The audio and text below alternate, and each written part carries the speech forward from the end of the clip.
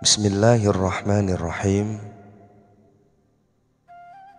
Ada seorang bertanya, bagaimana aku harus mengusir rasa kecintaan dunia dari hatiku? Ia, Syekh Abdul Qadir Al-Jailani menjawab, perhatikanlah kegoncangannya beserta Tuhan-Tuhannya dan bangunan-bangunannya. Bagaimana mereka berhilah kepada mereka, bertuhan mereka dan surut ke belakangnya, lalu memperlambat mereka dari satu derajat ke lain derajat, hingga kedudukanmu terpandang di mata manusia dan berlenggang. Di muka mereka memperlihatkan harta kekayaannya serta keajaiban-keajaibannya. Maka suatu ketika mereka bergelanyut bergembira atas kedudukannya yang tinggi. Kehidupan mereka baik dan pelayanan untuk mereka sempurna. Apabila mereka tercabut, terpatri, terbenam dan terlempar dari belenggu ketinggian derajat di atas tempat vital mereka, maka menyebabkan keterputusan mereka, kegoncangannya dan kehancurannya. Sedang ia berhenti sambil menertawakan dirimu, dan iblis berada di sisinya, tertawa juga bersamanya. Nah, demikian lukisan tindak tanduk sebagian besar para pemimpin dan orang kaya sejak masa Adam sampai hari kiamat.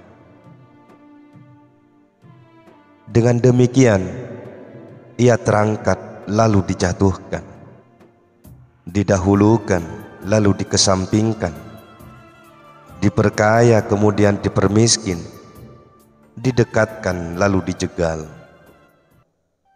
Keganjilan mereka adalah terletak pada manusia yang menyerahkan dirinya mengalahkan dan tidak mampu mengalahkannya, menolong dan menerima keburukannya, yang menerima keburukan di samping takut akan tipu dayanya. Peminta, jika kamu menatap sesuatu dengan mata hatimu sampai batas keburukan dunia, tentu kau mampu mengeluarkan dunia dari hati. Tetapi jika kau tetap dunia hanya menggunakan mata kepala, tentu tertipu oleh warna-warni yang menghias keburukannya. Sudah barang tentu kau tidak akan pernah mampu mengusir dunia dari hati dan bersuhud di dunia, padahal dia membunuhmu seperti para pembunuh perangi nafsu sampai tentram benar. Jika kau merasa tentram, niscaya kau akan mampu melihat aib dunia, bahkan mampu menerapkan zuhud di sana.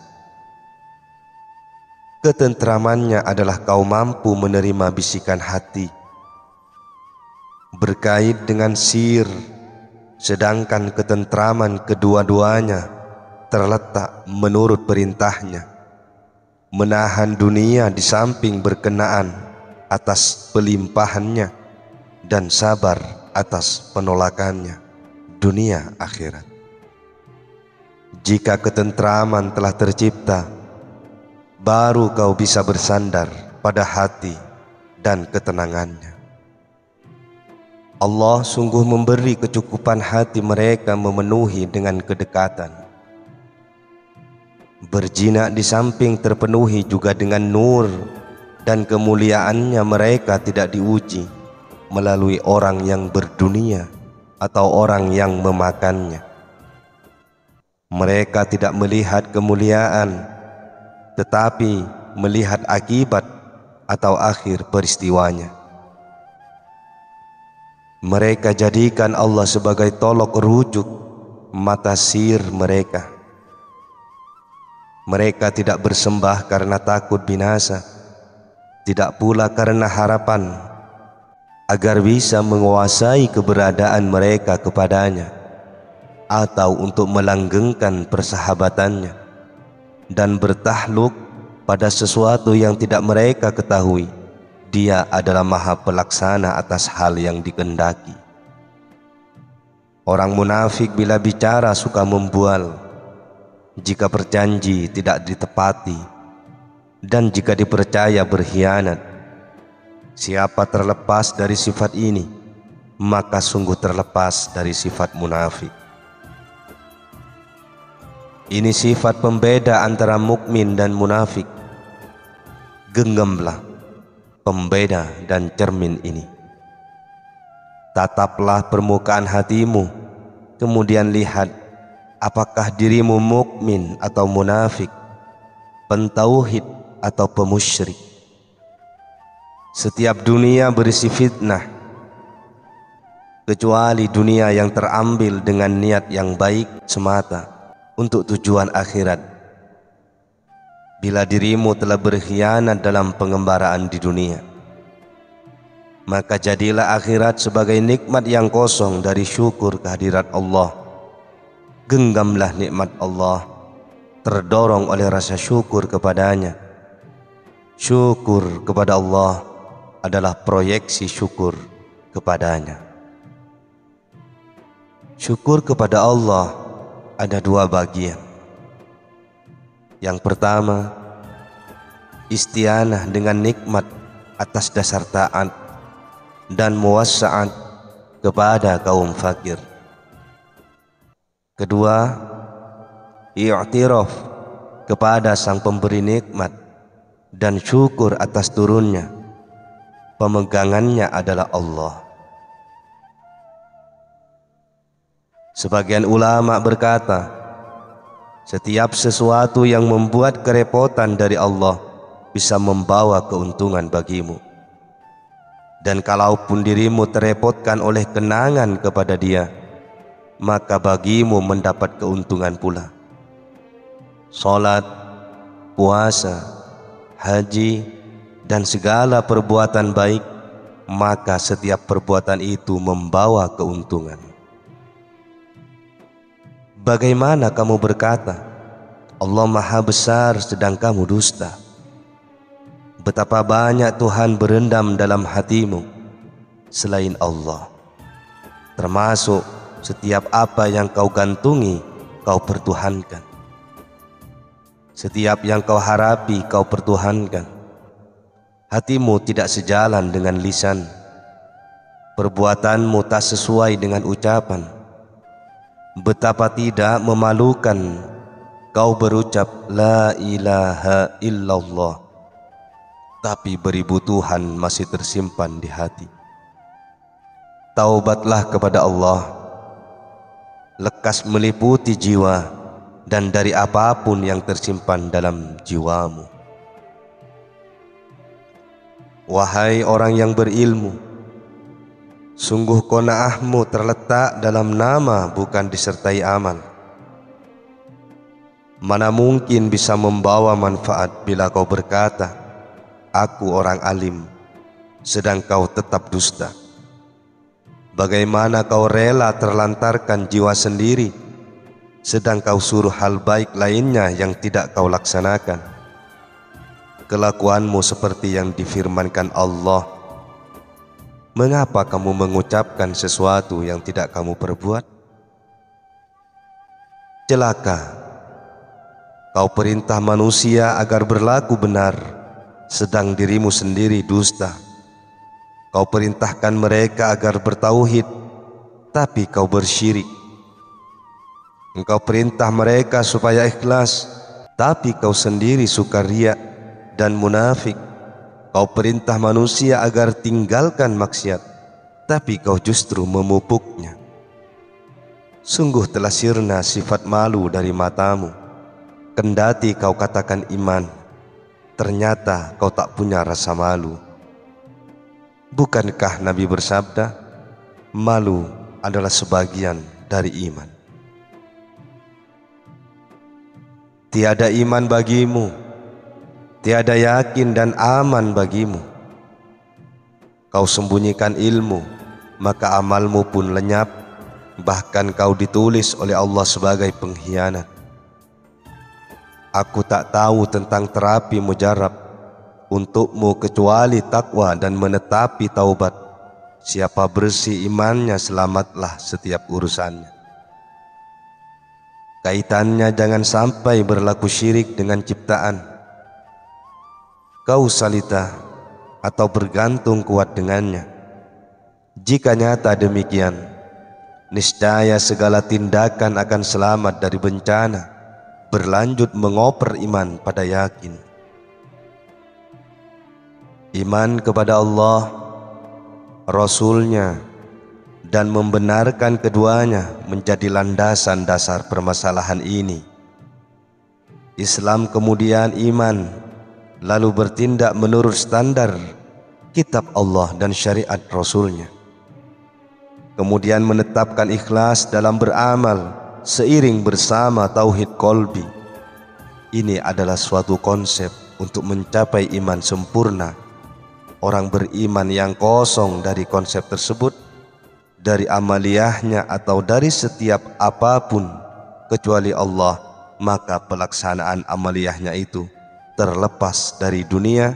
Tidaklah henti-hentinya ia lakukan jihad melawan nafsu beserta segala keberadaannya ini yang datang dari mereka di sisi Tuhan Al-Haq sampai mendapat petunjuk ke jalannya.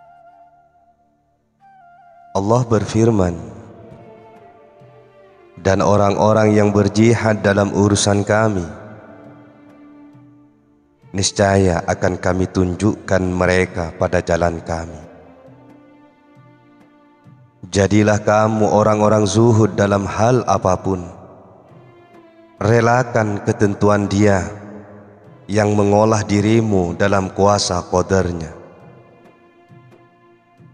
Jika kau ikuti Dia, niscaya teralih pada kekuasaannya. Amat beruntung orang yang tidak bergeming dari qadar Allah dan menunggu ketentuan apa yang akan terjadi. Beramal dengan ketentuan Allah, berkemajuan bersama ketentuan Allah, dan tidak kafir atas nikmat yang ditentukan Allah. Adapun tanda-tanda nikmat yang ditentukan adalah kedekatan dengannya.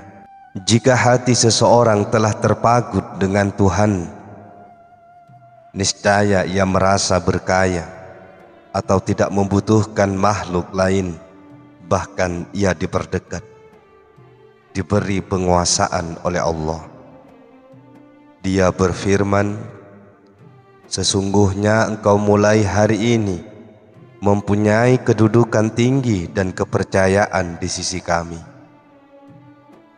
Penghibahan kuasa dalam kerajaannya, seperti yang dilakukan penguasa Mesir kepada Yusuf alaihissalam, praktis urusan kerajaan berada di tangannya, sehingga hal itu mengangkat Yusuf sebagai orang terpercaya dan penguasa lumbung negara. Demikian gambaran hati jika sudah bersih. Tampaklah perangai terpuji dan hatinya suci pula dari selain Allah. Adapun jalur untuk mencapai tujuan ini melalui ilmu dan amal. Karena hanya menggunakan ilmu lahiriah saja tidak mungkin bisa merubah kebatilan. Bahkan bisa juga membawa kemalasan tunduk kepada Allah yang menyebabkan dirimu diuji dengan siksa. Nabi SAW bersabda, jika seorang meringkas dalam hal amanat, niscaya Allah mengujinya dengan duka cita. Firman Allah, Allah tidak akan menyiksa kamu jika kamu bersyukur dan beriman. Celaka, sampai kapan engkau mempersibuk diri dan oleh keluargamu sampai lupa menyembah Allah? Ada ulama berkata, jika kamu mengajar anakmu, maka sertakan niat dan sibukkan ia bersama Allah. Artinya, jika kamu tahu bahwa niat itu bisa membuat kebaikan sesuatu dan berharga tinggi, ajarilah anakmu ilmu cipta dan akhiri dengan ilmu yang menjurus ibadah kepada Allah. Karena keluarga dan anak itu tidak membawa pengaruh apapun bagimu dari ketentuan Dia. Tradisikan dirimu, keluarga, serta anakmu untuk berqanaah dan usaikan agar mereka terbawa oleh taat kepada Allah. Engkau jangan mencari kaya melalui agama Allah, riya dengan agamanya, dan bermunafik atas nama agama, sebagaimana perlakuan orang-orang munafik, riya, dan maksiat menjadi sebab fakir, hina dan jauh dari pintu Allah. Orang munafik lagi riya itu bisa saja mencari dunia dengan kedok agama, bersikap seperti orang soleh, padahal ia tak punya kepandaian tentang hal itu. Ia bicara seperti orang soleh, berbusana seperti mereka, tapi ia tidak beramal seperti amalan mereka. Ia mengaku anak turun mereka, padahal nasabnya bukan dari mereka. Wahai para dusta, berlaku benarlah. Wahai penjauh dari Tuhan, kembalilah. Tujulah pintu Allah dengan sepenuh hati. Rujuklah dengannya, takutlah kepadanya. Dalam keadaan iman, ambillah dunia menurut syarak, dan untuk tingkat walayah ambillah melalui kuasa Allah, beserta penyaksian atas keduanya, yaitu penyaksian kitab dan sunnah. Wahai sahaya, betapa tangismu memalukan atas dirimu, karena engkau mengharamkan kebenaran dan taufik. Alangkah memalukan. Hari ini kau tunduk kepada Allah, esok hari telah maksiat kembali. Hari ini kau ikhlas, hari esok telah bersyirik. Nabi Muhammad SAW bersabda, barang siapa hari-harinya sama berarti ia tertipu, dan barang siapa hari kemarinnya lebih baik daripada hari-hari ini, berarti ia tertutup dari rahmat. Wahai sahaya, bermujahadalah, mohonlah pertolongan dari Tuhan. Kau kan terombang-ambing dalam gelombang samudra mengangkat lalu melemparmu ke pantai. Doa harus kau tinggikan untuk mencari keterkabulan. Mujahadah darimu dan taufik darinya. Luruskan pencarianmu, niscaya kau lihat pintu memperdekat dirimu dengannya. Kau harap rahmatnya mengalir untukmu kelembutan, kemuliaan dan cintanya tersebar padamu. Demikianlah tujuan yang dikehendaki manusia normal. Wahai penghamba nafsu, hawa dan setan, di sisiku tiada sesuatu pun kecuali kebenaran mutlak. Hati dalam hati, jernih dalam jernih, pemutus dan penyambung, yaitu pemutus selain Allah dan penyambung dengannya. Aku tidak akan mengharap kegilaanmu, wahai orang munafik. Wahai para pendusta, tidak.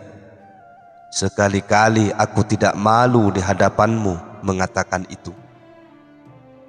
Bagaimana aku malu, sedang kau tidak pernah malu kepada Tuhan dan merendah diri dari pandangannya. Penyebab utama setiap perbuatan kafir dan munafik adalah sikap pembual yang tidak diikuti taubat atau tidak segera kembali kepada Allah, berlandas taubat secara total serta takut kepadanya. Ada ulama berkata bahwa benar itu pedang Allah di buminya.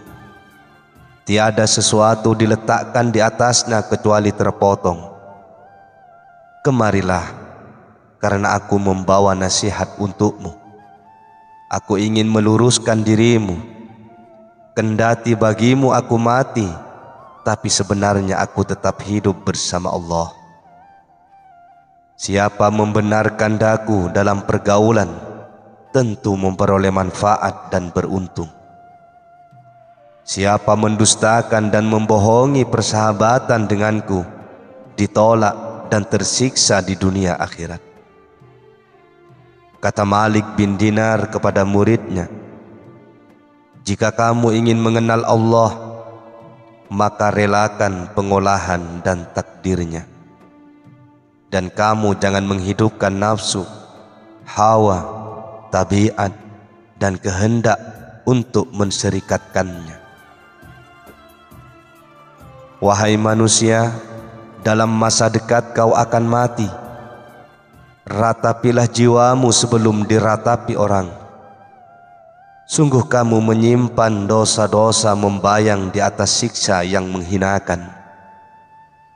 Hatimu terlalu menderita karena cinta dunia atau loba padanya. Tinggalkan pencarian yang menganiayamu. Terimalah apapun yang mencukupi dirimu. Akal tidak mungkin pernah gembira dengan sesuatu yang didapat halalnya dihisap dan haramnya disiksa. Tapi sebagian besar manusia tetap lupa siksa dan hisab. Wahai sahaya, jika dunia datang di hadapanmu, sedang hatimu melihatnya tidak tentram, lepaskan ia.